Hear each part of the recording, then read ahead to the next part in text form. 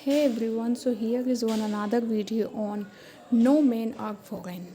ये इसका second video है और इसमें आज हम पढ़ने वाले हैं about the poet then stanza second, क्योंकि स्टेंजा वन उस वाले फर्स्ट वीडियो में हो चुका है। Word meanings and explanation.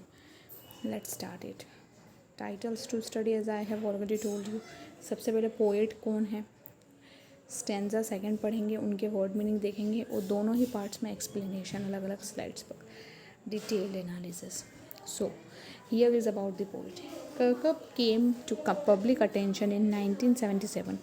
जो इसमें जो पोएट हैं कर्कप, वो 1977 में अटेंशन में आए थे, लोगों की नोटिस में आए थे after the newspaper gay news published in his poem the love that dares to speak its name. ये जो इनकी पोएम थी, ये जब पब्लिश हुई थी ना, तब ये नाम इनका फेमस हुआ था। In which a Roman centurion describes his lust for and attraction to crucified Jesus। मतलब जीसस के लिए उसने अपना किस तरह का अट्रैक्शन बताया है, वो सब इस पोएम में था। उसके बाद से ये अटेंशन में आए थे। अब यहाँ से पोएम का स्टेंजा सेकंड स्टार्ट होता है, नो मैन आर फॉरेन का। They to aware of sun and air and water. जो लोग हैं इस धरती पे सभी, उनको पता है कि सन के बारे में अवेयर है, एयर वाटर सब उनको सिमिलरली मिल रहा है। Are fed by peaceful harvest, और उनका जो पालन पोषण हो रहा है वो किससे, फेड फीड का सेकंड फॉर्म है, तो उनका पालन पोषण हार्वेस्ट से होता है by wars long winter starved. Their hands are ours, उनके जो हाथ है वही हमारे हाथ हैं, and their lines we read, और उनकी वो जो लाइन्स है वो हमारी लाइन्स हैं। A labour not different from our own, एक ऐसा उनका भी संघर्ष, उनका भी परिश्रम है, मेहनत है, जैसा कि हमारी खुद की मेहनत है। अब इसका मीनिंग्स। हार्वेस्ट का मीनिंग है the time of the year when the grain मतलब अनाज, fruit etcetera is collected on a farm, मतलब ये सब चीज़ें कलेक्ट करी जाती है। The act of collecting the grain fruit etcetera, इसको कहते हैं हार्वेस्ट।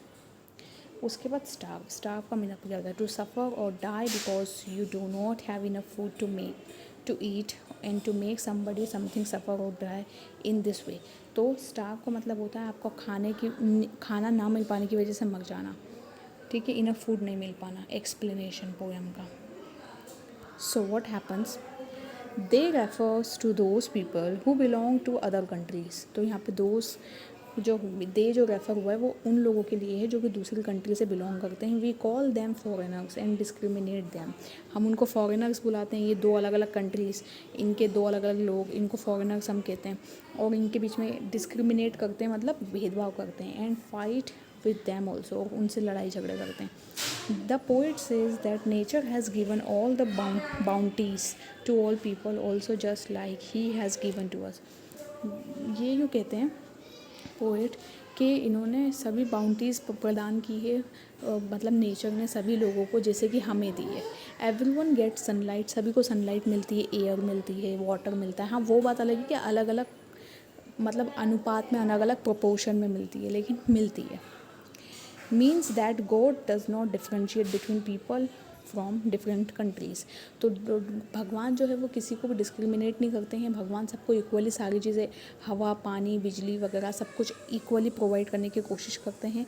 वो बात अलग है कि हमारे कर्मों की वजह से हमें कुछ चीज़ें कम कुछ ज़्यादा, वो बात एक अलग टॉपिक है वो तो, पर ऑल इन ऑल हमें सबको एक जैसा समझना चाहिए। ये इस पोएम का मोटिव है। Then next, we all do farming during the time of peace. हम सभी फार्मिंग करते हैं पीस के वक्त, शांति के वक्त, when there is no war, जब वॉर नहीं हो रहा होता है। We live in a relaxed life, अगर झगड़े नहीं होंगे, आप खुद ही सोचो, दो कंट्रीज़ के बीच अगर लड़ाई नहीं होगी, इस तरह की कोई चीज़ें क्रिएट नहीं होगी, तो हम रिलैक्सड लाइफ जिएंगे। And eat the things given to us by nature, वो हम सारी चीज़ें खा पाएंगे जो हमें नेचर ने प्रोवाइड की है। फर्दर ही एड्स, ही मतलब कौन, poet, that the way we starve during wars, जिस तरह से हमें भूख से तड़पना पड़ता है वॉर्स के वक्त, झगड़ों के वक्त दो कंट्रीज़ के बीच में, जैसे 1947 का जो वॉर इंडिया ने लड़ा था, तो ये सारी चीज़ों की वजह से कितने लोग मरे थे और क्या क्या कुछ नहीं झेलना पड़ा था। वही सारी चीज़ें हैं कि अगर ऐसा नहीं हो तो कितनी सारी चीज़ें होने से बच जाएँ, गलत होने से। And winter time is the same for those belonging to other countries. और विंटर टाइम भी सबके लिए सेम है जैसा कि अदर कंट्रीज़ में होता है। So he wants to say that foreigners who belong to another country, वो फॉरेनर्स जो दूसरी कंट्री से बिलोंग करते हैं, and we both are same, वो फॉरेनर्स और हम सेम हैं। And then the poet says that even their hands are same as our, हमारे हाथ भी उनके हाथों जैसे ही हैं। they work very hard just like we do, जैसा हम मेहनत करते हैं वो भी करते हैं। he is giving all these examples to convey, ये सारे एग्जाम्पल पोइट क्यों दे रहा है, to the रीडर को, that there is no difference between us and the people belonging to another country, हमारे बीच में और उन लोगों के बीच में कोई अंतर नहीं है जो दूसरे देश से हैं। ऐसा मत मानो कि अमेरिका में लोग अलग हैं, हम अलग हैं। देखो ऑल इन ऑल हमारे भी हाथ पैर हैं, उनके भी हाथ मुँह हैं, वही सब चीज़ें। तो thank you for watching this video, I hope you enjoyed this video. और आपको सेकंड स्टैंजा अच्छे से समझ में आ गया होगा। इसके 2 वीडियोज़ और रहेंगे क्योंकि उसमें मैं नेक्स्ट 2 आगे के स्टैंजाज एक्सप्लेन करूँगी। और इसको अगर आप चाहते हैं कि इसका प्रीवियस वीडियो आपको देखना है तो आप मेरे चैनल पे जाके इसकी एक अलग प्लेलिस्ट बनी हुई है, उसमें आप जाके देख सकते हैं। Thank you for watching this video and let's meet in our next video.